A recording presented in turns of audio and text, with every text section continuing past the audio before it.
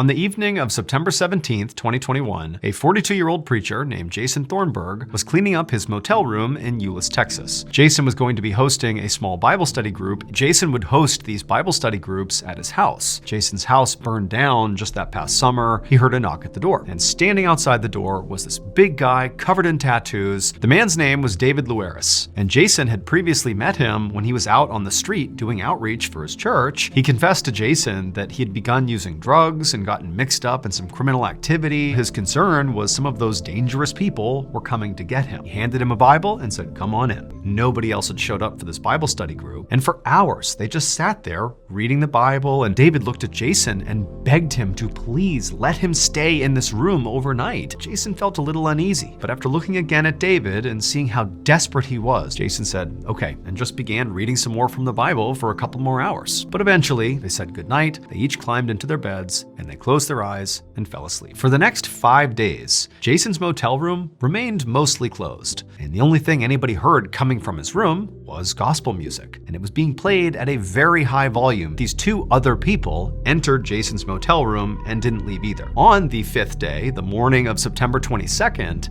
a single person walked out of Jason's motel room, and they were wearing a full-body hazmat suit and carrying some sort of luggage. 45 minutes later, about 25 miles away from that motel, the Fort Worth Fire Department got a call about this raging dumpster fire in a residential neighborhood. Firefighters quickly got to the scene, and after it was gone, they walked up to the smoky dumpster and looked inside just to get a look at what was burning. It would turn out David was right when he said he was in danger. Jason waited until David was asleep, and then Jason got up, got a knife, and then slit David's throat.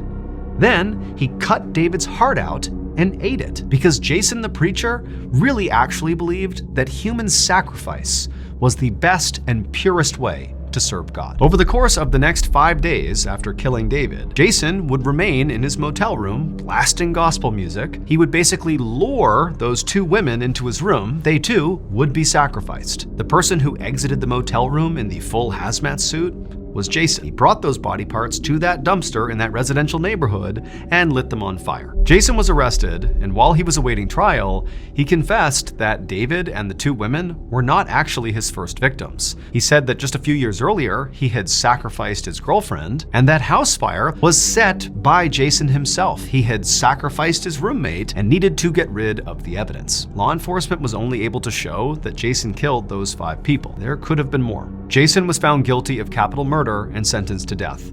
He is currently on death row in Texas.